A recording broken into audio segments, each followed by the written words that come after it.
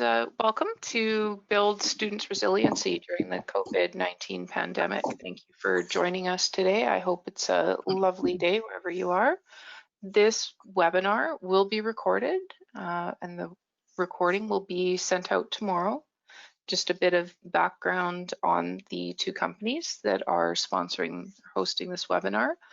Publish First is a new online platform that lets authors easily publish their content and gives readers an engaging experience. And you can learn more at publishfirst.com. That is actually with a number 1 in there. Human Resources Limited is a worldwide leader in the development and provision of online assessment, student success, and personal development programs. You can learn more about Human Resources at humanresources.com. And today we're very fortunate to have Dr. Aubrey and Dr. Bryzak here today to talk about student resilience and some of the steps you can take today to build not only your students' resilience, but hopefully also your own in the face of COVID-19. Dr. Thomas E. Rojo Aubrey is the Director of Behavioral Health Sciences and Professor at Glendale Community College in Glendale, Arizona, where he also serves as chair of the Behavioral Health Sciences Advisory Board and is a board member of the Exercise Science and Nutrition Advisory Council. He's also an adjunct professor at Northern Arizona State University. Dr. Aubrey has his doctorate in behavioral health from Arizona State University and is working on a second doctorate in cognitive psychology. Dr. Aubrey also serves on the Psychology Counseling Advisory Board for Grand Canyon University and the Advisory Board for the Arizona Trauma Institute. He also serves on the Advisory Board for the Cummings Graduate Institute for Behavioral Health Studies and is the co-author of Transformative Care, a trauma-focused approach to caregiving, as well as the Resilient Learner series, Thriving in College and Beyond, and Thriving and Succeeding in College. Our other presenter today is Dr. Lynn Mizzy Bryzak, and she's a faculty member in the counseling department at Glendale Community College in Glendale, Arizona. Dr. Bryzak's been a counselor for over 30 years and taught and counseled in community colleges, universities, and a small liberal arts college. Dr. Bryzak earned her bachelor's degree in psychology from Santa Clara University, her master's in counseling at Arizona State University, and her doctorate in education at Arizona State University as well. In addition to her many years in higher education, Lynn served 2 years as the program director at the Counselor Support Community of Arizona, and Lynn is committed to facilitating personal growth, goal achievement, and resilience in individuals and communities. Lynn also enjoys spending time with friends and family, maybe a little less so right now, cooking, hiking, and enjoying the great outdoors. I am thrilled to have both of you here today, and we'll get started right away.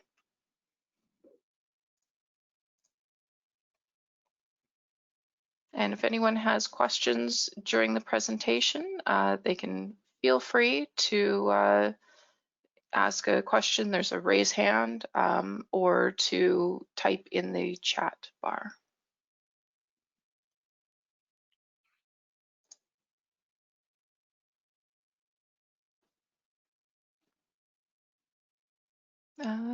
Let me just make sure. We seem to be potentially having some sound issues.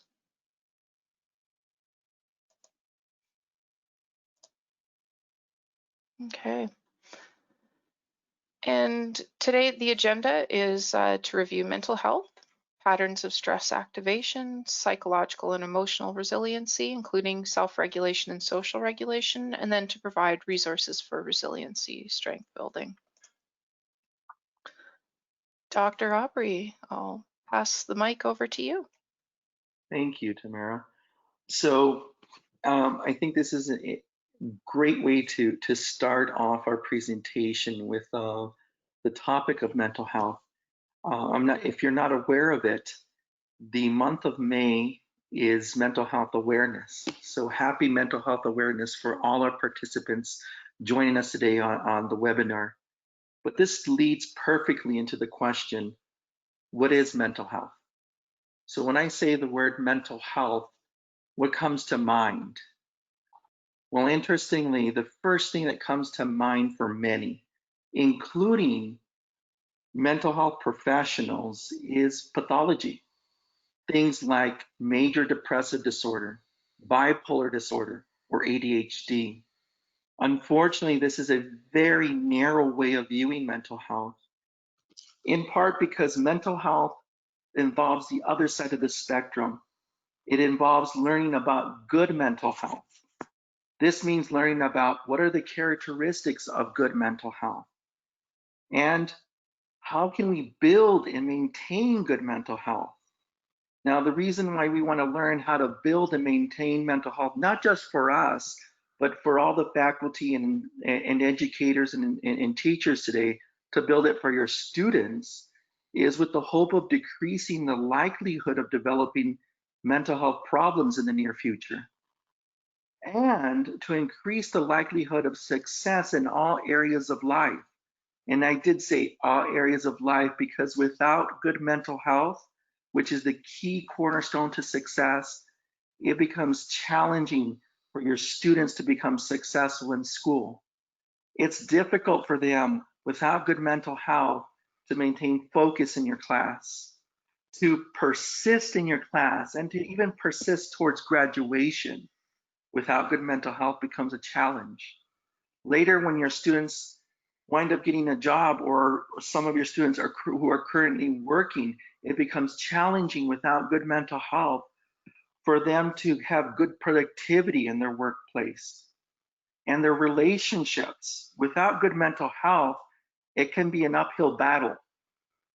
Now, to illustrate what I mean about an uphill battle, it's interesting because years ago, I was seeing a couple for marital counseling. Now, just to give a little bit of background on this couple, the husband was a professor in the communication department at a university. So, of course, because he's a professor in the comm department, we would think logically, man, this guy should have good communication skills in his marriage, but he didn't, which is one of the reasons why he was in therapy.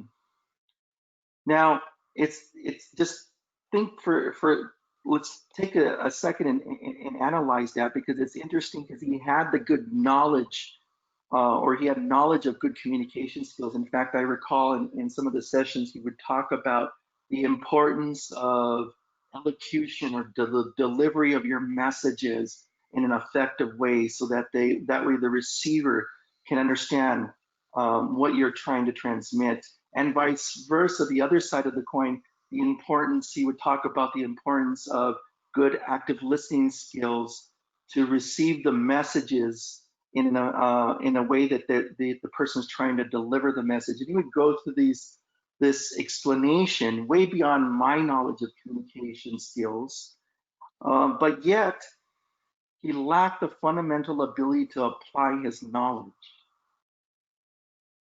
So the problem is that he did not have good resiliency or good mental health to address the common challenges of his marriage.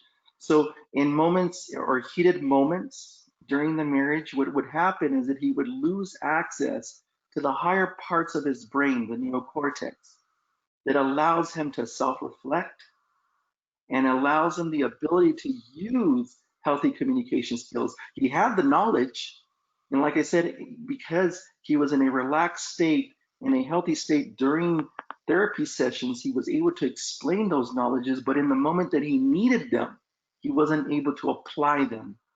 And that was because of the lack of resiliency or good mental health.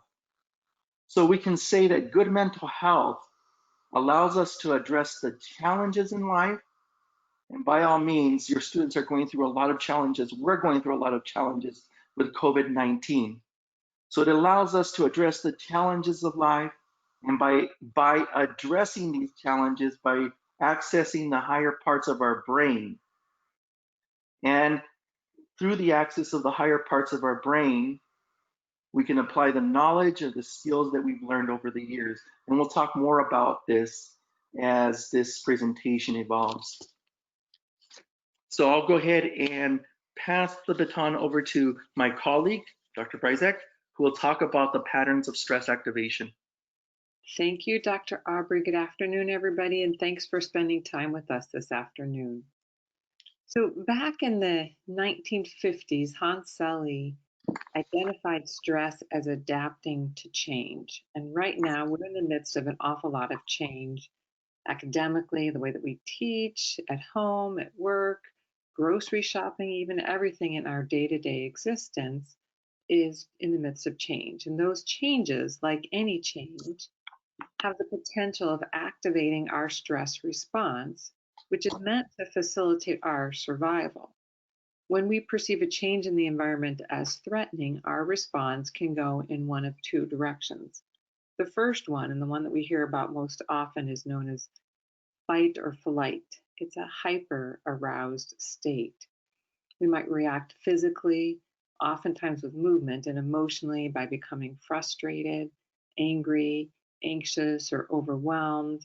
An example of that might be when you're caught in traffic, or back before COVID-19 when we were driving and a lot of people were on the roads being caught in traffic.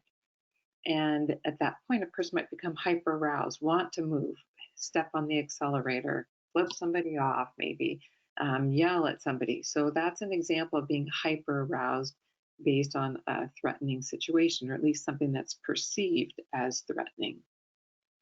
On the other end of that stress activation response is being under aroused or hypo aroused. It's also known as freezing or dissociating.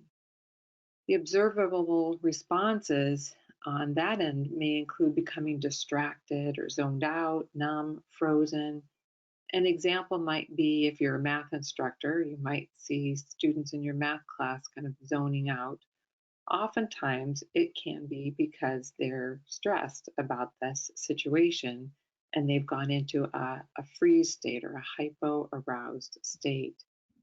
Another example might be when a student gets called on in class, and perhaps you've been reading the things that they've written. Again, back when we were in the classroom, you might have read things that they've written. They seem to really be engaging with the material, but then you might call on them in class and they just freeze. And then another example might be testing too. I'm sure each of us has dealt with students that do well in the class, maybe do well in homework, and then their tests just don't show that same connection with the material. They leave things blank even, and you might know that they know that.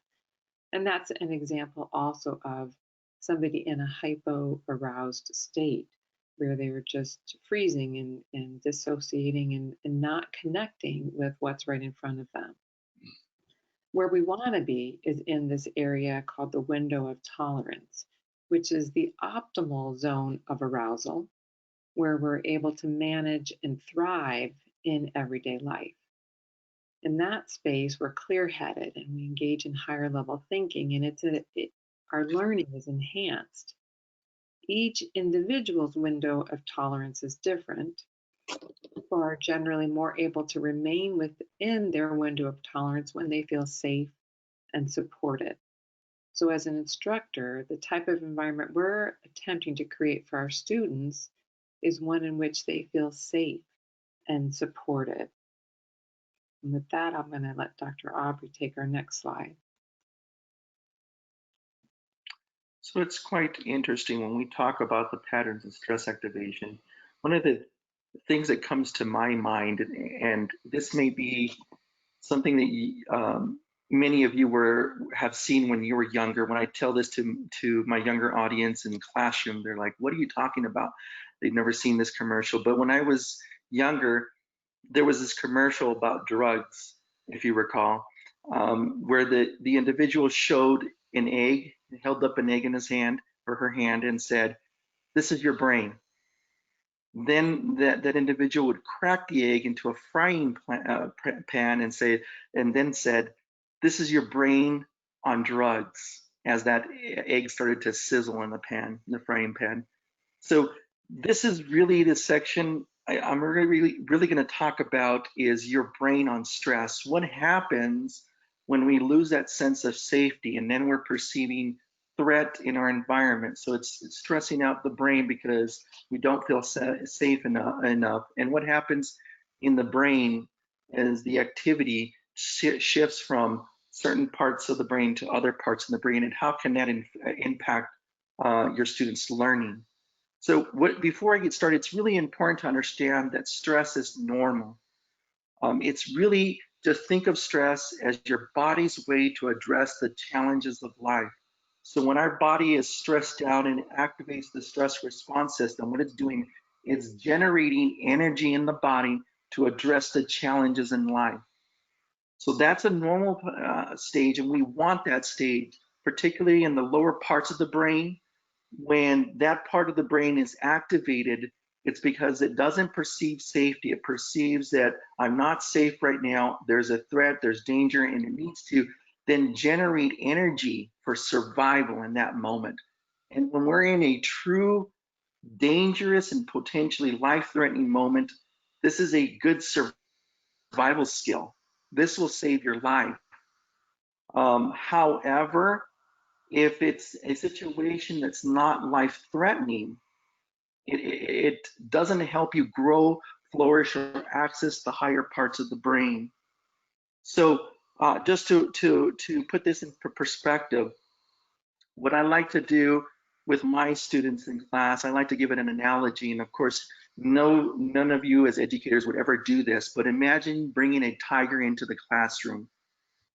And just imagine that tiger roaring around the classroom, just wandering and just roaring side by side, by each of your students.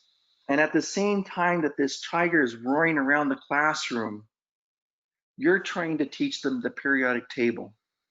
Now, do you think your students will be able to learn the periodic table? And obviously the answer is no, they would not.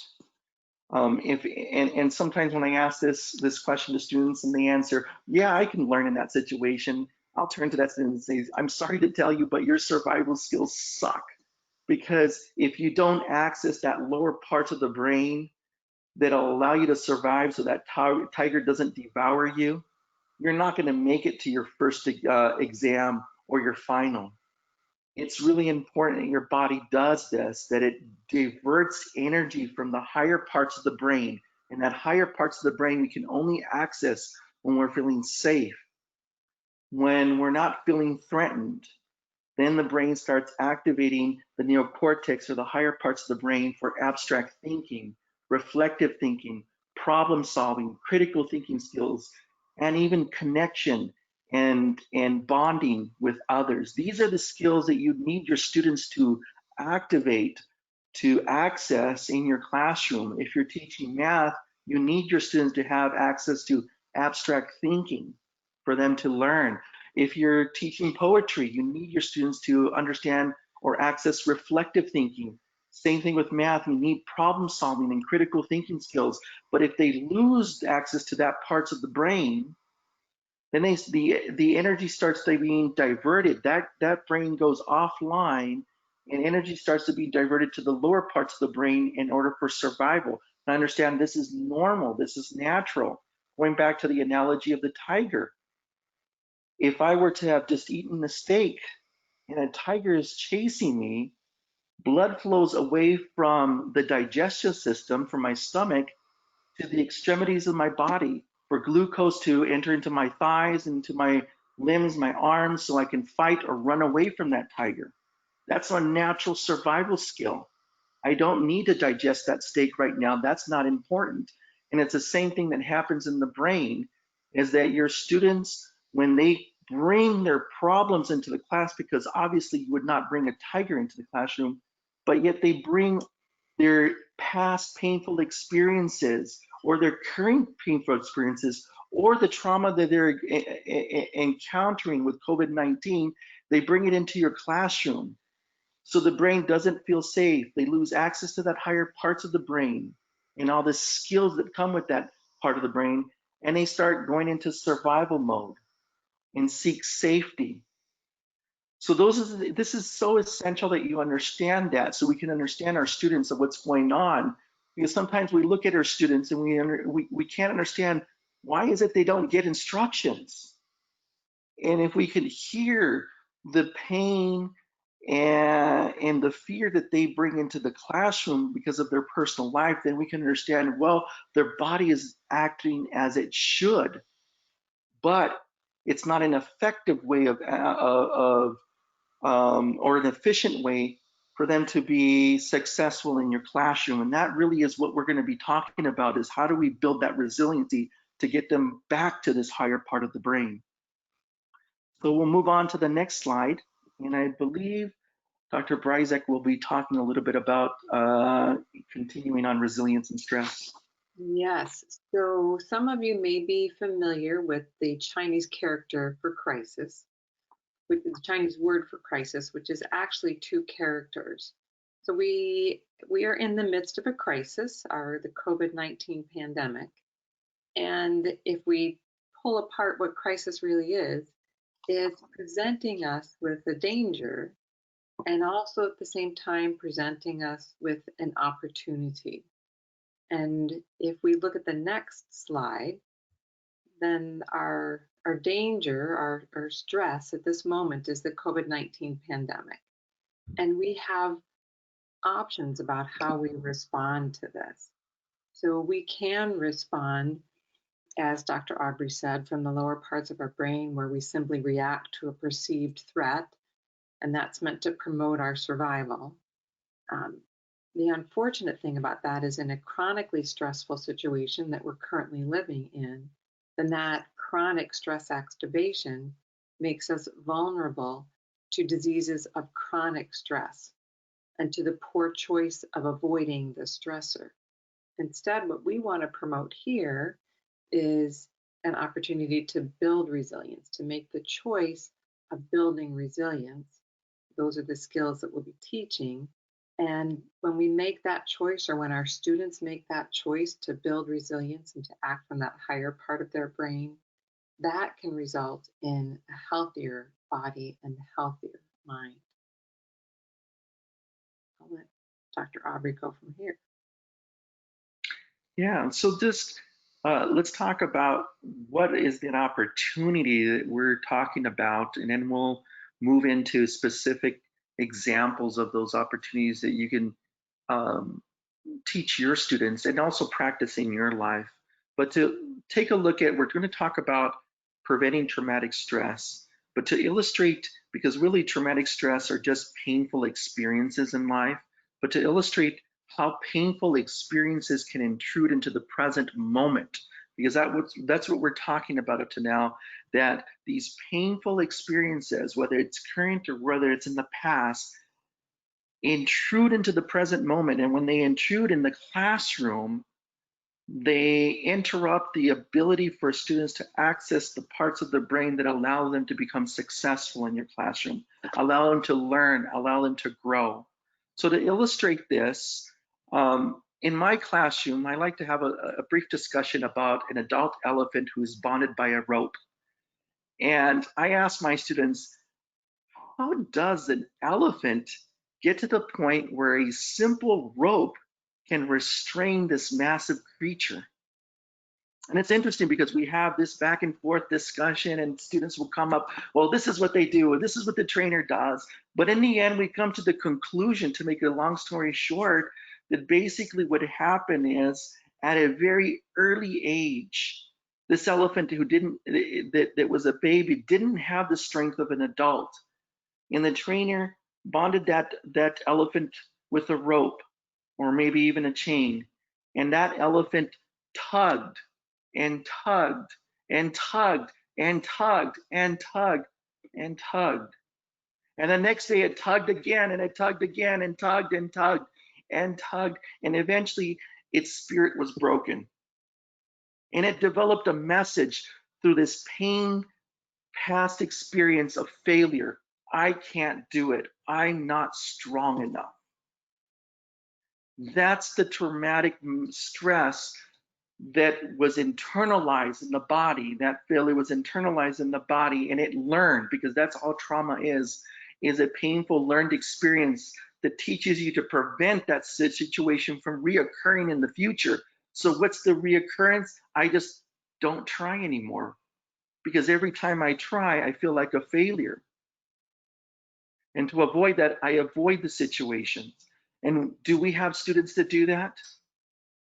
Students that tell you, I can't, my brain doesn't work this way. I can't learn math. It's too challenging. It's too difficult. Or if there are any advisors that are joining us, students that reluctantly will not take math. Well, can I take math the next semester and next semester? Well, can I hold on to math to the next semester? Those are those traumatic experiences, those failures in life that were internalized, those painful experiences. And basically all we're doing is we're building an opportunity of resilience to teach our students. There's 6 skills that we train our students to equal resolution and sustain resilience. We're going to be talking about 2 of them in today's lecture: self-regulation and social regulation. And if we can apply these 2 skills in the current moment, during the time that we're experiencing these emotions that may be evoked by triggers in our environment, and we're able to relax and we're able to sustain that during the same time, we can develop, or we can teach our students to develop resolution or healing of past learning for growth in the future, or even sustained resilience where they don't develop those negative learning that intrudes into their present moment and impedes success.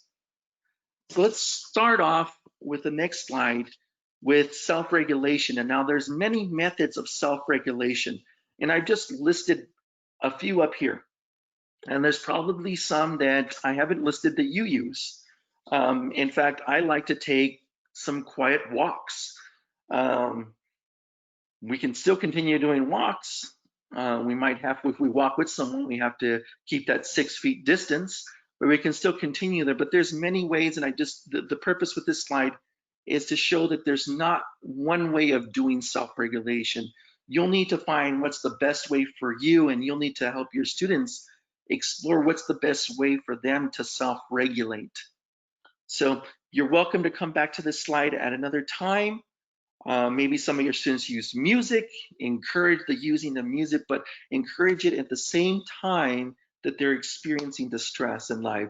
So moving on to the next slide, we'll talk a little bit more about that. So basically, when we're talking about self-regulation, whatever tool that you're using, some of the tools that you've used that were mentioned in the prior slide, or others that we're not mentioning, basically what we're doing is we're shifting the bodily states to support a sense of safety. Because what happens, if you take a look at moments that you feel threatened, and this is the same thing because it's happening in the bodies of your students. In the moments that you feel threatened, what happens is that your body tenses up. And like we spoke about, we mentioned earlier, that is a natural response because my fists are probably tensing up because I'm preparing to fight something. But the problem is in the classroom, these are perceived threats that are not real. They're imaginary threats because my life is not really in danger in that moment. But my body is reacting as such, as if there was a tiger in the room coming in. I need to seek safety and survival. So the opposite end is when my body feels safe in an environment. And you probably experienced this, and we'll talk about, Dr. Breisach will talk about this in the next section. You probably experienced this as you're dysregulated because of an event or a trigger that just occurred. And then you talk to someone and that person's able to soothe you down. And if you notice what's happening in your body starts to relax. That's what we're talking about, doing this on your own, self-regulation. What are some skills I can do to change my bodily state into a more relaxed state? So that way my mind starts to perceive that I'm safe. I don't need to access the lower parts of my brain. What I need to do is start accessing the higher parts of my brain to access problem-solving skills to resolve the current situation at hand. So what I'm going to go ahead and talk about is acute relaxation, because some of the skills that we had just mentioned earlier were deep relaxation skills. However, in acute relaxation skills, it doesn't invoke deep relaxation, just enough relaxation to trigger that relaxation response in the body. But the cool thing with this technique is that you can use it in the moment that you're feeling stressed out. Contrary to some of the other tools, it's very challenging for me to, in the moment of a heated argument with someone, to tell them, can you hold on 1 second? Let me go ahead and do some deep breathing exercises. It's awkward. But here's one tool that you can do in the moment that you're having a heated discussion with someone, or you're having a discussion with your boss or with your student that's upsetting, and vice versa, teaching them how to do something, that you can do it in that moment to activate the body's relaxation response and then access the higher parts of the brain, to access the neocortex, to have better communication skills. And basically all it is we call this a body scan. And my colleague, Dr. Gentry, actually calls it a wet noodle, because as you'll see, the body just goes limp. So all you need to do is you can start from head to toe or toe to head. It doesn't really matter where you start.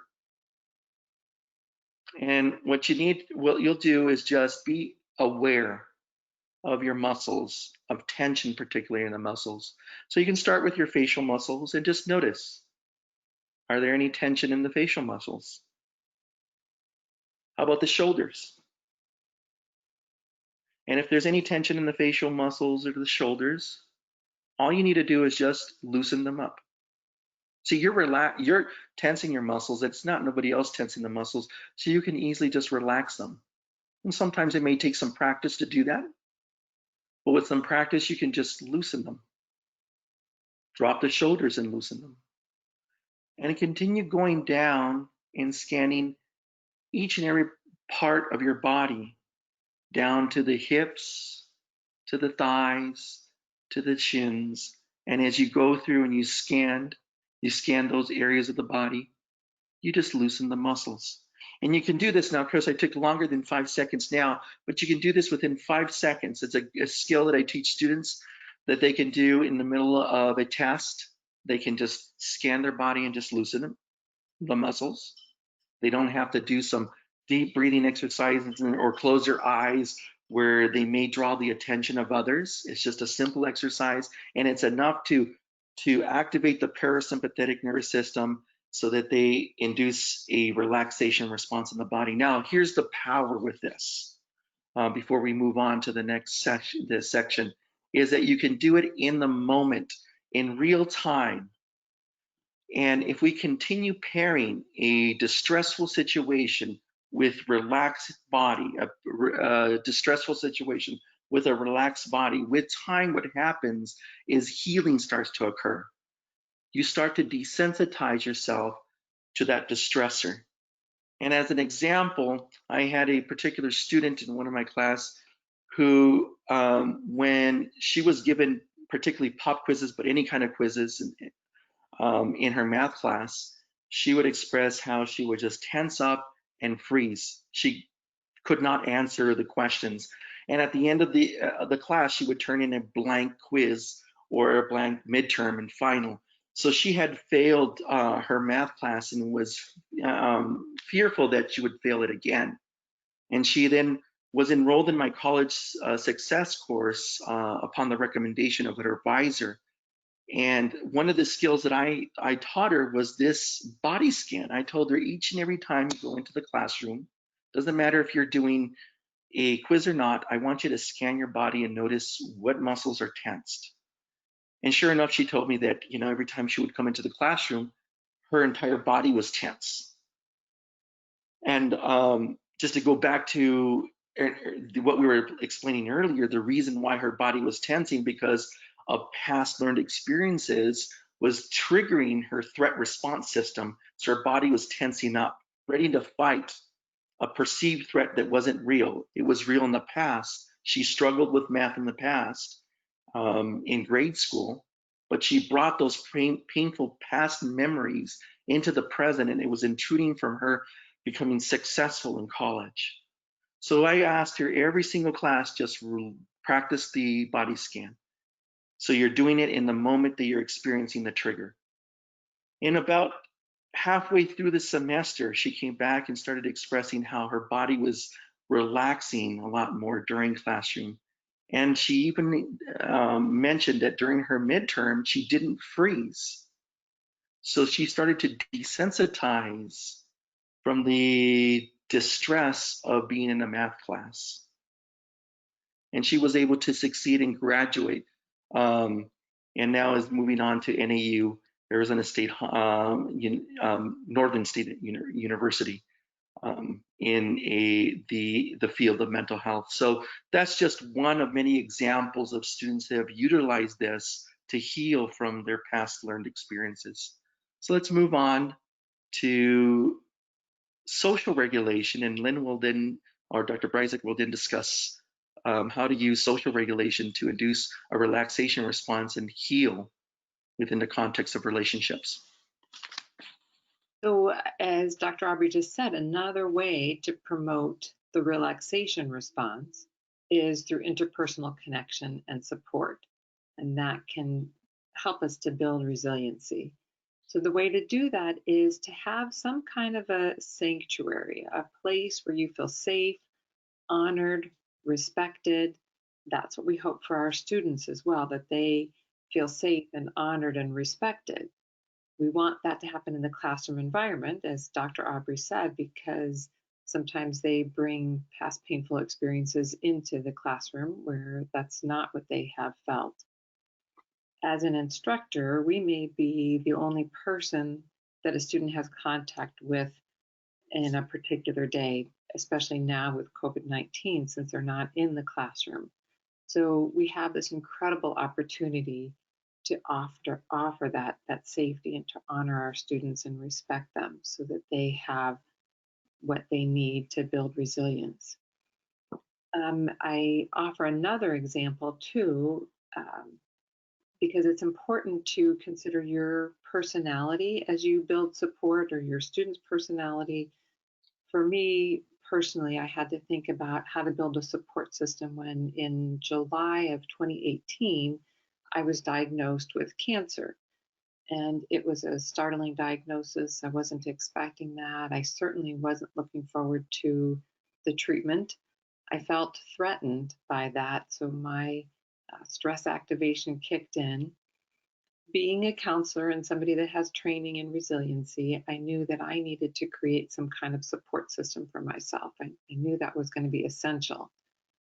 And as mentioned in my bio, I had worked for a couple of years for the cancer support community, where we provided free professional support for people dealing with cancer. I decided that wasn't the way for me to go, to join one of the support groups. I wasn't sure that I could make that commitment. For one, it's a weekly commitment. And then also, I knew those people, the facilitators of the support group, as peers in another way. And I wasn't sure that I would feel safe as a participant in a support group. So I went to an organization called Caring Bridge. It's a platform where people who are dealing with some kind of health crisis can write about what they're experiencing, can offer updates for people who are interested in supporting them and knowing what's going on. And I've kept a journal, diary, since I was 10 years old. So writing about what I'm feeling and thinking comes second nature to me. And that was what I realized is what I needed. I needed that way of expressing myself, to share the narrative of my traumatic experience in a way where others could support me in a way that was meaningful to me. And they supported me by writing immediately. When I would post something on Caring Bridge, immediately I would get responses from people. And that helped my healing as I went through that traumatic experience. We want our students to have options about how they create their support system. And also, we want them to be able to have a support system that knows how to support them. So they might need to train their support system. Dr. Aubrey directs our behavioral health science program.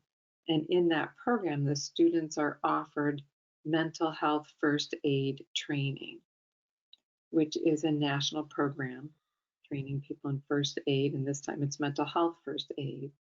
And that is a great way that those students learn about how to care for each other and how to support each other.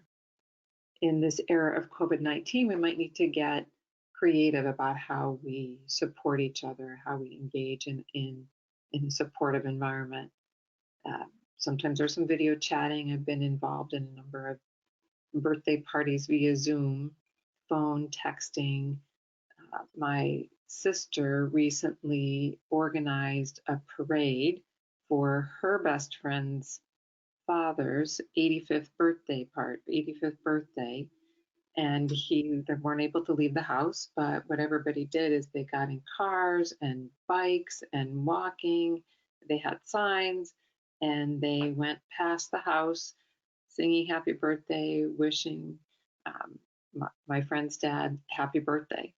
And that meant a lot to him. And it was just another way for him to be able to feel supported and safe.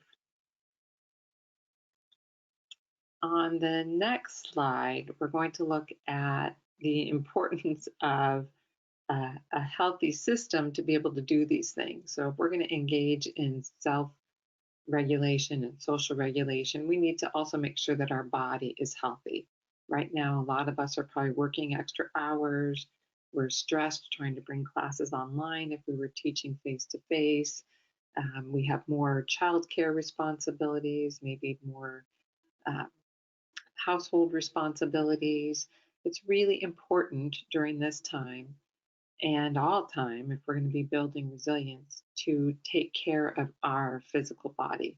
So to have healthy sleeping, eating, and exercise routines. We need to be able to refuel our physical, emotional, and spiritual selves, or we'll burn out and not be able to provide the supportive, creative learning opportunities we want to give our students. I think of this as the same way that they instruct when you're on a plane and they give the safety instructions. You have to put on your mask before you can put on anybody else's mask. So we have to make sure that we're caring for ourselves, that we have the internal resources we need in order to be able to provide for our students what it is we want to give them. So with this, I'm going to turn it back to Dr. Aubrey, who's going to mention the other areas of resilience building. Yeah, so we only mentioned two, or we addressed three actually here, but zeroed into two of them and gave you some skills to build on those. But you can see up here, there's actually a 6-point resiliency system. So there's 6 areas of resiliency that, and I have to emphasize this, it's not just the resiliency that we should be teaching our students, but it's a resiliency that you as faculty, as educators, as teachers, should also be practicing in your daily life.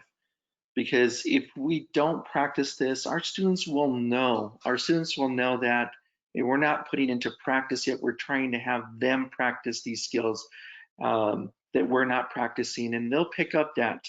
And they'll learn more from our behaviors than from what we're saying. So when I teach these resiliency skills, whether it's to an organization or whether it's to faculty members, I tell them the first thing you need to do is first practice these resiliency skills on yourself, master these skills, and then you can become a better instructor as you teach these skills. And sometimes even myself, I've been practicing for years, and sometimes I have to remind myself to go back. Let's do some, for example, the first one, self-regulation. Just today, I injured my back, so I'm going through this presentation with some pain. And as Dr. Bryzek was going through the social regulation, I had to even remind myself, hey, let me zone in and Dr. Bryzek's voice, because she has a calming voice. And as I was listening to her voice, my pain was just disappearing. It was dissipating. And that's the power of that at least social regulation that we talked about. But self-regulation is, we mentioned that earlier. Mental flexibility is really just the ability to see things from a different perspective. And if we're able to see things from a different perspective, we're able to choose the perception that best matches or best gives us the ability to achieve our goals. So here's the definition. I'm not going to go through all of them because with just a lack of time, I want to have some time for questions and answers, but self-regulation, mental flexibility is number 2. Focus of area that you'll be not just practicing in yourself, but with others. Motivation and self-direction. Take some time later after the slide to read the definition. And what are some of the skills that you'll be training or teaching your students to do to master this area of focus? Positive psychological strengths really is the positive psychology, and those are areas to enhance your students' life, quality of life, to enhance your own quality of life as well. Moving on to the next slide, we can see area number 5, interpersonal connection and support, what Dr. Bryzett spoke about. Very powerful tool to use. And like I said, we can use that in moments that we least think it's effective, such as in moments that you're experiencing pain, like myself, and hearing the voice. Our brain, our nervous system is wired to connect, to hear the voice of others, to heal, even physical pain. Self-care and revitalization, we spoke about that. Important to know in that area that it's really, when a lot of people think about self-care, they think about bubble baths and eating chocolate. Well, those are good soothing skills. They're not self-regulation. Self-care. Self-care is really the things that on the back end that we don't want to do that refuels our body. And as I tell my students, think of your body like a car. It needs to be refueled. If you continue going and accelerating your body without refueling, eventually you'll burn out. And that's why it's so essential that you take care of your body through self-care and revitalization by refueling it with those practices that we discussed earlier: healthy eating, healthy activity, healthy sleep, and healthy self-compassion. So moving on to the next slide, I want to make sure that we also give you some resources for building resiliency. Particularly right now with COVID-19, these are resources that you can use, your family can use, and you can share with your students as well. I won't go over those. You'll have access to the PowerPoint, and you can click on those links and get more additional information. Now, for moving on to the next slide, I want to make sure we have some time for questions. I think we have about 12 minutes, and in the next slide, as we're answering the questions, you'll have access to an email and a web link if you want to find out how can I bring resiliency to my campus, or how can I bring resiliency to my school, or just simple, how can I bring resiliency to my classroom.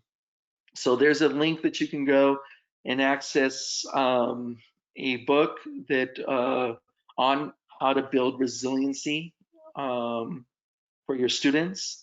And then you can also send any additional questions to Carla at that email mentioned on the slide. And if needed, she will reach out to Dr. Bryzett or myself if it's a question that we need to be also involved in.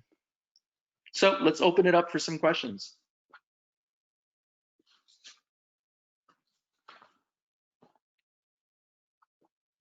There's a few different ways, depending on how you're signed into the webinar, that you may be able to ask questions. You may see a question mark, and you can click on that question mark to enter in your question, or you can also, if there's a questions panel, that you see a tab as represented on the right there if you have any questions.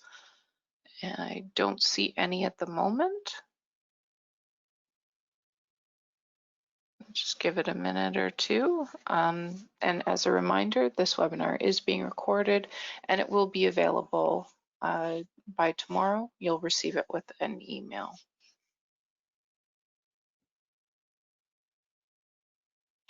And as questions come in, it's really important that folks understand this is a novel way of supporting student success. Because one, we're addressing something that rarely is addressed in the educational system is how do we build good mental health? And as we discussed earlier, we're not talking about, although it helps individuals who are struggling with thoughts of suicide or depression. We're not really talking about the pathology. But we're talking about how do we build good mental health for individuals for them to become successful. And through the practice of building good health, it can result in getting on a path to recovery from pathologies such as major depressive disorder. But more importantly, our focus is really just building the good mental health so they have the skills to become successful in life. I don't see any questions. I think I'll take that as they've been answered throughout the presentation. And I'll thank Dr. Aubrey and Dr. Bryzak once again for their time today. And thank you to everybody for your time for showing up for this webinar. Yes, And thank you, everybody. All the best to you. Absolutely. Particularly, I hope everyone keeps themselves safe during this time. And we're here to support you in any way. So don't hesitate to reach out if after the webinar a question comes up and it's like, oh, I should have asked that question. You can still reach out to that address, that email there, and ask that question. And by all means, Carla will reach out to us and we'll answer in the best way we can. Absolutely. Thank you for spending time. thank you very much, everybody, for your time today. And if you have a moment, please fill out the survey as well that you'll receive after the webinar and in the link in the email as well. Thank you again. Have a great day.